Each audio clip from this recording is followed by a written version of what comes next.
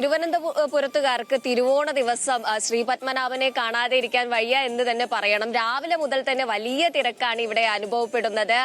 ആളുകൾ ഇന്നലെ മുതൽ ഇവിടെ അമ്പലത്തിലേക്ക് ശ്രീ പത്മനാഭനെ കാണാൻ വേണ്ടി ക്ഷേത്രത്തിലേക്ക് വരുന്നുണ്ട്. ഈ പ്രാവശ്യം ഈ പൂക്കളം, ഈ വിശാലമായ പൂക്കളം കാണുന്നുണ്ടാവും. ഗരുഡവാഹനനായിട്ടുള്ള മഹാവിഷ്ണുവിനെ, പത്മനാഭനെയാണ് നമുക്ക് കാണാൻ കഴിയുന്നത്. വളരെ ഭംഗിയോടെ എല്ലാ വർഷവും ശ്രീ പത്മനാഭ സ്വാമി ക്ഷേത്രത്തിന് മുന്നിലെ പൂക്കളം വളരെ പ്രത്യേകതയോടെ, കൗതുകത്തോടെയാണ് ആളുകൾ കാണുക. അത്രയും മനോഹരമായിട്ടാണ് ഇപ്രാവശ്യവും ഈ പൂക്കളം ഉള്ളത്.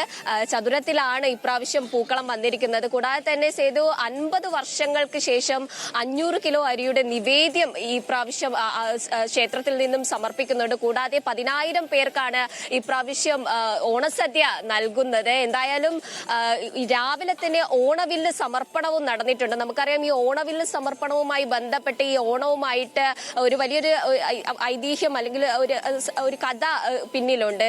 ഈ വാമനൻ മാവേലിയെ ചവിട്ടി താഴ്ത്തുന്ന സമയത്ത് മഹാവിഷ്ണുവിന്റെ അവതാരങ്ങളെ ഒരു നോക്ക് കാണണമെന്ന് ഈ മഹാബലി ആവശ്യപ്പെടുന്നു.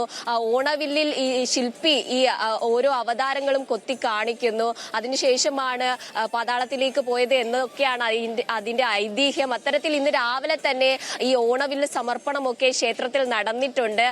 ഒട്ടനവധി പേരാണ് ഒരു നോക്ക് ശ്രീ പത്മനാഭനെ കാണാൻ ഐശ്വര്യപൂർണമായിട്ട് ഓണം തുടങ്ങാൻ വേണ്ടി ഇവിടെ എത്തിച്ചേരുന്നത് എന്ന് തന്നെ പറയാം. ഈ പൂക്കളം ഒരുക്കുന്നതിന്റെ കുറച്ച് പരിപാടികളൊക്കെ ഇപ്പോഴും നടക്കുന്നുണ്ട്. ദൃശ്യങ്ങളിൽ കാണാൻ കഴിയുന്നുണ്ടെന്ന് കരുതുന്നു.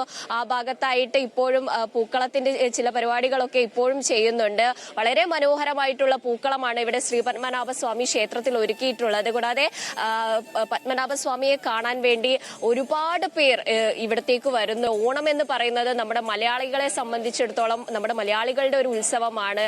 ജാതി മത ഭേദമന്യേ നമ്മൾ എല്ലാവരും ആഘോഷിക്കുന്ന ഒരു ഉത്സവമാണ്. അത്തരത്തിൽ ആളുകൾ ഐശ്വര്യത്തോടെ ഒരു പുതിയൊരു വർഷം തുടങ്ങുന്നത് പോലെയൊക്കെയാണ്. നമ്മൾ വിഷു ഒക്കെ അതുപോലെ തന്നെയാണ്, ഓണവും അതുപോലെ തന്നെ. ഓണം കഴിഞ്ഞാൽ നമ്മുടെ അതുവരെയുള്ള എല്ലാ പ്രശ്നങ്ങളും ഒക്കെ മാറ്റി ഐശ്വര്യപൂർണമായിട്ട് ജീവിതം തുടങ്ങുന്നത് പോലെയാണ്. അത്തരത്തിൽ രാവിലെ തന്നെ ക്ഷേത്രത്തിൽ വന്ന് തിരുവോണം ഉണ്ണുന്നതിന് മുന്നേ ശ്രീ പത്മനാഭനെ കണ്ട് അതിനുശേഷം മറ്റു കാര്യങ്ങളൊക്കെ ചെയ്ത് ഉച്ചയ്ക്ക് തിരുവോണം ഉണ്ണുക, അതൊക്കെയാണ് തിരുവനന്തപുരത്തുകാരുടെ ഒരു ശീലം. സേതുവിന് അറിയാലോ, തിരുവനന്തപുരത്തുകാരിയാണ്.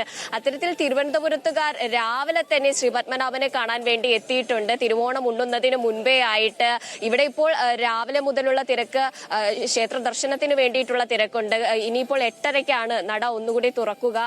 അപ്പോൾ 8:30ക്ക് കൂടുതൽ തിരക്കുണ്ടാകുമെന്നാണ് കരുതുന്നത്. എന്തായാലും ക്ഷേത്രത്തിൽ ഓണവില്ല് ശരി. അപ്പൊ തിരുവോണ ദിവസം മനോഹരമാകട്ടെ സനിസയുടെ. നമ്മളെ തിരുവനന്തപുരത്ത് ശ്രീ പത്മനാഭസ്വാമി ക്ഷേത്രത്തിൽ നിന്നുള്ള കാഴ്ചകളാണ് കണ്ടത്. ഒരു വലിയ അത്തപ്പൂക്കളമൊക്കെ അവിടെ ഒരുക്കിയിട്ടുണ്ട്.